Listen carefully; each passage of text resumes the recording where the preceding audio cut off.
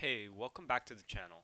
If you're new here or just starting to get into crypto, you're in the right place. Because today we're going to break down how to read crypto charts.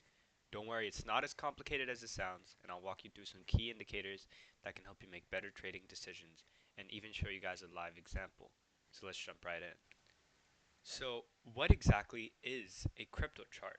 Basically, it's a chart that shows the price movements of crypto over time.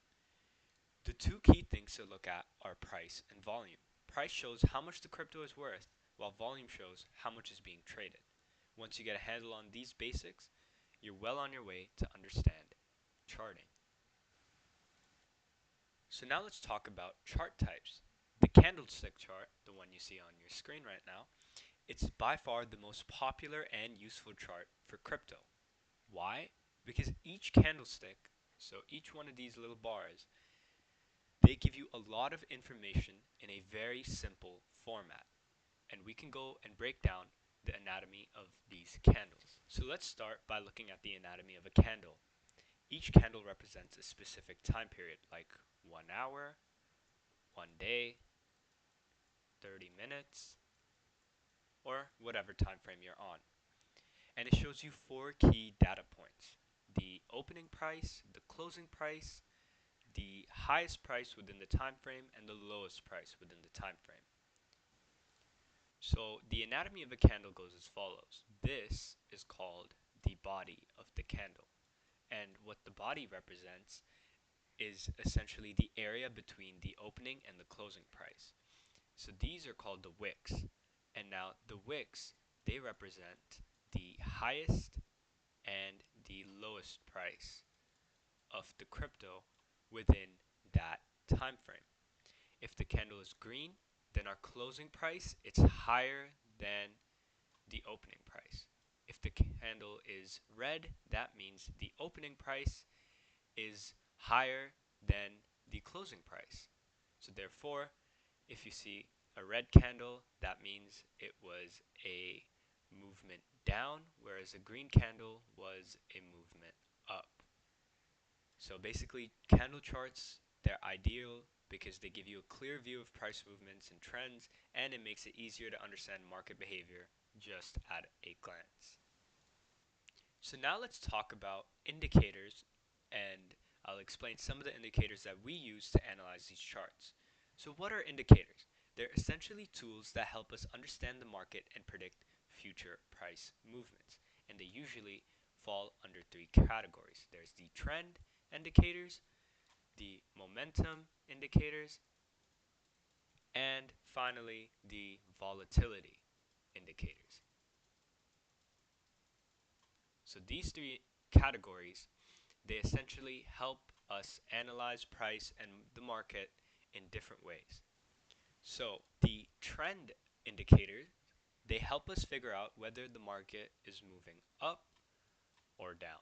The momentum indicators, they tell us if we're getting overbought or oversold, which basically means is a price reversal happening soon, because it shows us the momentum of the markets. Volatility indicators, they show us how much price is fluctuating and whether or not there will be a breakout.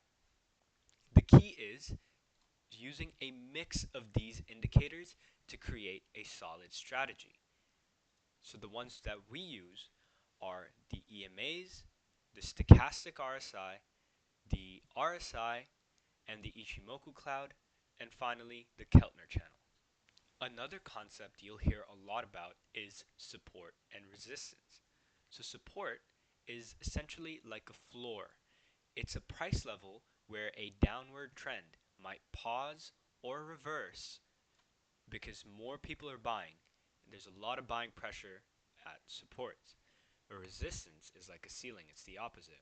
It's where an upward trend might pause or reverse because more people are selling. So this is where the selling pressure exists, and this is where the buying pressure exists. Knowing these levels can really help you spot price movements before they happen. So now here's an example of how we can use these indicators in a live Bitcoin chart. So this is the Bitcoin to US dollar chart, and how we can use them to kind of understand how the market is moving. So here I'm using the EMAs. So these are exponential moving averages, and these are trend indicators, and they indicate whether the price is an upward trend or a downward trend. And immediately, what can we see? So as long as price is below these two lines, this blue and red line, we are in a downtrend. But as soon as we make it above and these two cross, we stay within an uptrend. And you can see this happens not once, not twice, but this happens every single time we see price go up and down. And you can see we can even use these EMAs to find critical supports.